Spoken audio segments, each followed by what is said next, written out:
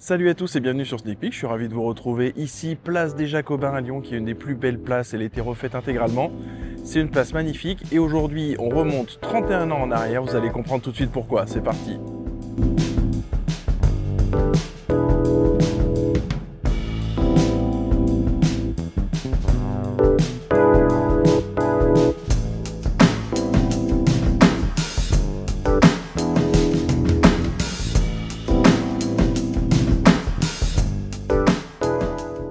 Et j'ai choisi ce lieu urbain que j'adore pour vous parler aujourd'hui de cette paire.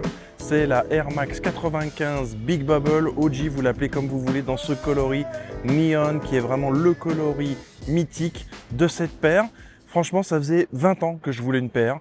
Ça faisait vraiment des années que j'attendais qu'elle ressorte avec les grosses bulles d'air. J'ai eu de l'espoir puisqu'il y a pas mal de modèles que Nike a refait complètement pour pouvoir proposer le look d'origine, ce look qui a plus de 30 ans maintenant. Donc ce qu'on va faire, c'est qu'on va partir pour l'unboxing habituel avec tous les détails. Et puis je vous retrouve tout de suite après pour débriefer de tout ça. Pour réussir une rétro, ce qui est le plus important, ce sont les détails. Je sais, je parle tout le temps de détails sur cette chaîne. J'aurais dû l'appeler détail et pas sneak peek. Mais bon, peu importe, pour le marketing, ça n'a rien à voir. Mais quand on voit des rétros réussis aujourd'hui, ça passe par quoi? Ça passe par les détails, que ce soit chez Nike, chez Adidas ou autre. Ça commence par les boîtes, ça continue par le type de lacet, par les couleurs, etc. Tout ça fait que un produit rétro va être réussi, et c'est ce qu'on a ici, avec une boîte qui n'est pas 100% identique à celle qu'on avait au moment de la sortie initiale en 1995, donc il y a plus de 30 ans maintenant. Le logo est Max, hein, comme dirait mon fils, ça l'a fait sourire, mais c'est évidemment Air Max avec le R et le M qui ne font qu'un ici. Le côté biton, le petit message qui vous explique grossièrement, hein, voilà, que c'est les chaussures Air Max qui incorporent les progrès les plus importants qui étaient apportés à la technologie d'amortissement Nike Air, avec des volumes accrus pour les sacs, hein, les petites bulles d'air, plus grande efficacité et meilleure visibilité du talon.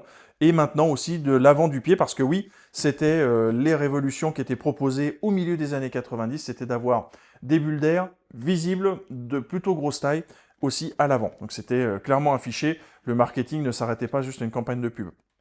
Le logo Nike dans la couleur neon, Air, et puis dessous, l'étiquette moderne de Nike, avec Nike Air Max Big Bubble, pourquoi pas OG, on ne sait pas.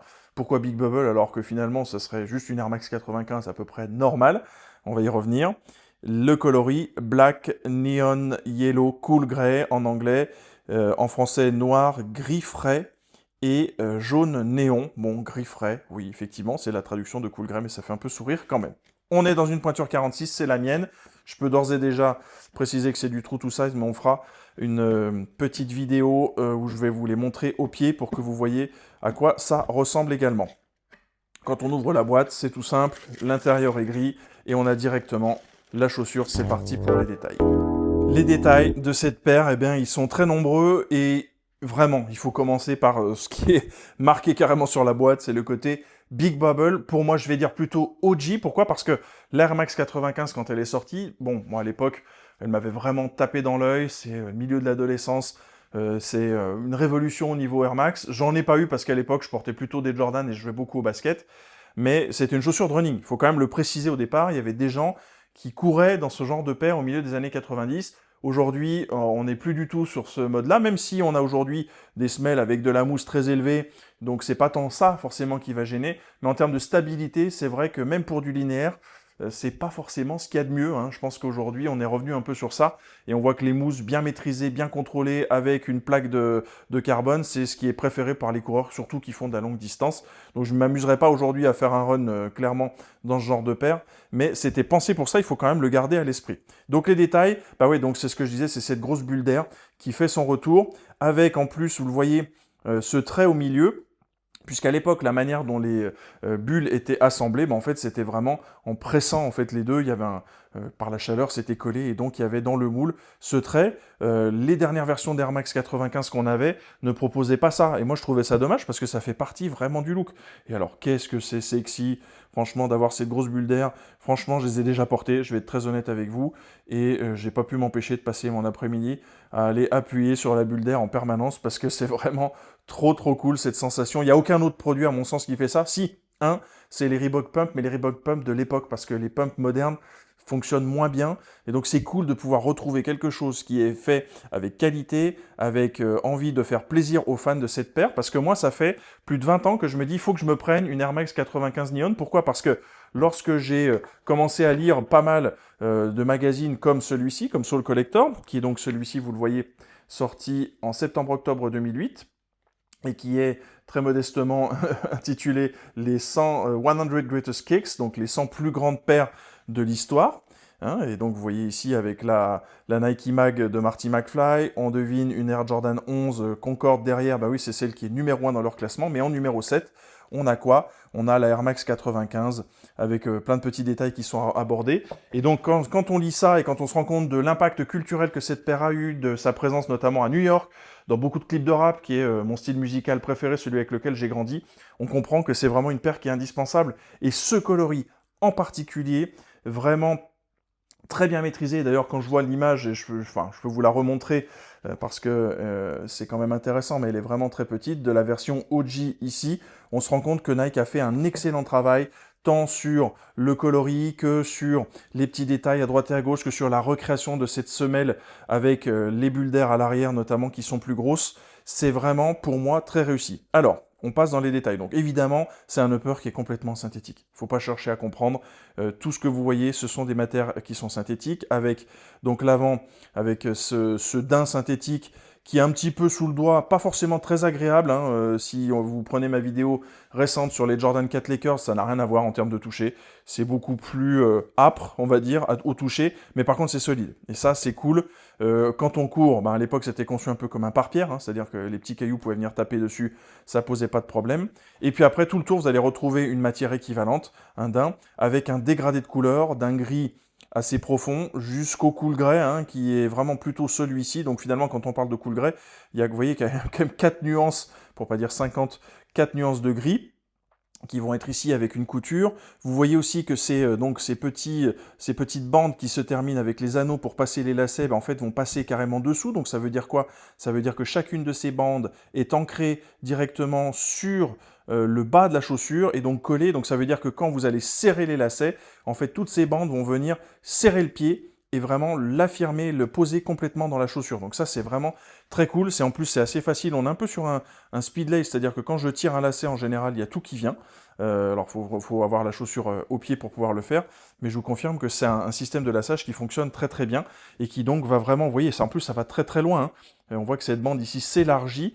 Donc, ce qui est intéressant, je trouve, c'est que ça offre un design un petit peu organique d'une certaine manière. Vous vous souvenez que Tinker Hatfield, lorsqu'il a réalisé la Air Jordan 3, il pensait au centre Pompidou, vous savez, tous les réseaux, toute l'infrastructure réseau et à l'extérieur du bâtiment, eh bien, c'est un peu la même chose ici, en fait. C'est-à-dire que vous avez dans le design des éléments de langage qui vous montrent la technologie que vous avez. Et au milieu des années 90, franchement, c'était quelque chose d'assez nouveau, quelque chose qui n'avait pas été proposé. La technologie est vraiment affichée, jusqu'à avoir donc ce mesh assez fin, blanc, sur lequel, en fait, qui est vraiment transparent, qui permet de voir les bandes passées, hein, couleur néon, et puis après on a un mesh qui est un peu plus épais qui est dessous, qui est censé offrir un petit côté un peu plus respirant, et d'ailleurs on retrouve un mesh là aussi assez fin sur la languette, donc on est vraiment sur quelque chose d'assez bien pensé globalement. Vous voyez aussi que les lacets, ça c'est quelque chose que j'apprécie, sont à la fois dans leurs anneaux sur les côtés, en bas, mais aussi sur la languette, donc ça veut dire que la languette elle bouge jamais. Souvent on en a un passant, mais là vous en avez un, deux, 3 passants. Donc là, vous avez une languette qui ne va jamais bouger, jamais descendre, qui va rester bien alignée. Donc ça veut dire aussi que la paire sera plus jolie tout le temps et perpétuellement portée. Le petit swoosh à l'arrière, franchement, habituellement, on avait des gros swoosh, mais là, vous avez juste ce qu'il faut. La petite touche, le petit coup de tampon presque comme ça, à l'arrière de la chaussure, qui est vraiment cool. Une nouvelle fois à l'arrière, quelque chose d'un petit peu organique, d'un petit peu... Ça me fait vraiment penser à quelque chose d'organique quand je vois cette paire. Vous voyez donc les trois coussins, entre guillemets, hein, qui vont reprendre un peu ce qui se passe en termes de dégradé. Le Nike Air qui est tout petit, qui est assez discret à l'arrière. D'habitude, avec Nike, on a un branding qui est quand même clairement affirmé, qui est clairement posé. C'est pas le cas ici, c'est quelque chose de beaucoup plus subtil. Mais pourquoi? Parce qu'en fait, la paire, elle est quand même, faut le dire, pas très subtile. Des grosses bulles d'air, une technologie qui est bien affichée. Donc il fallait proposer quelque chose qui soit quand même assez cool et assez modeste. Le patch Air Max sur cette languette qui, en fait, elle est semi-rigide, hein, donc elle est quand même assez souple, mais elle est quand même un petit peu, elle offre un peu de rigidité. Mais quand on la porte, c'est assez cool, parce qu'en fait, le pied glisse facilement dedans, et on ne la sent pas. On ne la sent pas du tout, et elle protège parfaitement le pied par rapport au laçage. Il y a le rembourrage ici, bah oui, parce que quand vous courez, ou même quand vous marchez, vous avez pile la flexion de la cheville qui va se faire, hein. On voit ici qu'on aura les malléoles qui vont être de chaque côté, donc forcément, le pied va plier ici. Et en fait, ça protège juste ce qu'il faut, c'est légèrement, mais très légèrement rembourré, juste ce qu'il faut pour qu'on ne sente pas les lacets, mais en le serrant un peu plus. Ça, c'était vraiment un design qui a été hyper bien pensé. Donc non seulement le coloris il est dingue, mais en plus c'est bien pensé. Alors par contre, un point important que je garderai à l'esprit, c'est d'éviter les chaussettes trop taille basse sur cette paire. Non pas que ça va être inconfortable, mais c'est surtout qu'avec la transpiration, vous allez faire jaunir tout l'intérieur. Donc moi j'aurais tendance à vous dire de porter des sockets qui vont être au moins jusqu'à cette hauteur, pour éviter de jaunir tout cet intérieur, parce que pour le coup, ça va se voir et ça va pas être très joli. C'est vrai que dans l'idéal, alors moi je comprends le contraste parce qu'on a la partie supérieure qui est blanche, mais dans l'idéal, c'est peut-être la chose qu'il faudrait changer, c'est d'avoir un gris ici pour que ça soit moins salissant, mais pour le coup, ça offre un contraste, c'est la seule touche de blanc avec les lacets et cette languette, donc ça montre en fait finalement l'intérieur, hein, c'est cette manière-là et que ça avait été fait. Justement, l'intérieur, une semelle avec une semelle d'intérieur, une semelle de propreté qui, elle, reprend la mention Air Max, et je ne crois pas qu'elle soit collée, on va pouvoir regarder. C'est hyper fin, hein, c'est vraiment là, ça, c'est pas le truc foufou, mais bon, franchement, en les ayant portés, on se rend compte que c'est ultra confortable, et que pour le coup, vous ne serez vraiment pas déçus de ça. On est sur du true to size, je vais en reparler, je vais les mettre au pied pour vous montrer, mais franchement, c'est une rétro qui est parfaitement réussie, et les couleurs sont bien maîtrisées, le retour de la Big Bubble c'est parfait, tout le reste est vraiment fidèle à l'original. True to size, n'hésitez pas, franchement en plus c'est une paire que vous pouvez encore trouver facilement aujourd'hui, c'est une des références. Si vous voulez une seule Air Max dans votre collection, bah, ça sera celle-ci. J'ai été ravi de pouvoir proposer la review de cette Air Max 95, ma Air Max préférée dans ce coloris mythique neon. Tous les détails, ben ouais, vous avez compris que ça va au-delà de ça. Ce qui est sympa avec cette paire, c'est qu'elle suscite vraiment tout de suite de l'émotion. On ressent quelque chose quand on la voit. Et ben, c'est ce que j'essaie de faire sur cette chaîne. Vous partagez mes émotions, mes passions. Je sais qu'on les partage. N'hésitez pas à commenter. J'ai de plus en plus de commentaires, donc c'est cool. Dites-moi ce que vous pensez de cette paire. Est-ce que ça valait le coup? Est-ce que vous êtes tenté? Elle est dispo, donc faut y aller. Franchement, si vous aimez bien les Air Max en général, c'est vraiment la référence absolue à avoir dans sa collection. Vous le savez, comme d'habitude sur la chaîne, il faut liker, commenter comme je vous le disais, vous abonner, hein, abonnez-vous, on est de plus en plus nombreux, vous aurez aussi la possibilité du coup d'avoir la petite alerte dès que mon contenu est dispo. Il y a des nouvelles vidéos maintenant tous les dimanches à 17h30, et puis bien, il y a d'autres contenus comme d'habitude qui arrivent. En attendant, je vous dis à bientôt sur Sneak Peek, bye.